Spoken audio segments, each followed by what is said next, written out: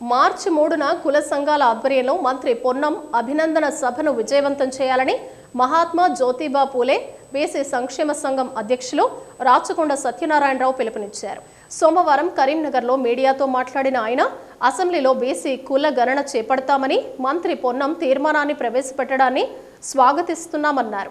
BC ముద్దుబిడ్డను గౌరవించుకోవటం బీసీల బాధ్యత అని, అందుకే మార్చి 3న కరీంనగర్లోని ఇందిరా భవన్లో మంత్రి పొన్నంకు అభినందన సభను నిర్వహిస్తున్నామన్నారు. ఈ అభినందన సభలో జిల్లాలోని బీసీ సామాజిక వర్గానికి చెందిన అన్ని కుల సంఘాల నాయకులు అధిక సంఖ్యలో పాల్గొని విజయవంతం చేయాలని పిలుపునిచ్చారు.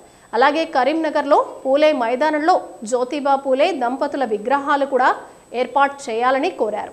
అలాగే కాంగ్రెస్ పార్టీ వచ్చే పార్లమెంటు ఎన్నికల్లో కరీంనగర్ స్థానానికి బీసీ అభ్యర్థిగా నిలపాలని విజ్ఞప్తి చేశారు. గౌరవనీయులు తెలంగాణ ఉద్యమకారుడు తమ్ముడు పొన్నం ప్రభాకర్ గారు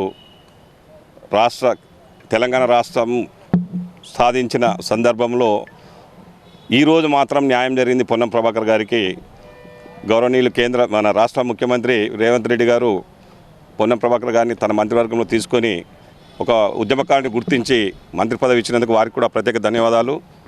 అదేవిధంగా తెలంగాణ ఉద్యమకారులకు రేవంత్ రెడ్డి గారి హయాంలో న్యాయం జరుగుతుందని దానికి ఉదాహరణగా ప్రభాకర్ అన్నకు న్యాయం చేయడం జరిగింది. మిగతా వాళ్ళకు కూడా అదేవిధంగా చేస్తున్నారు. వారికి ప్రత్యేక ధన్యవాదాలు.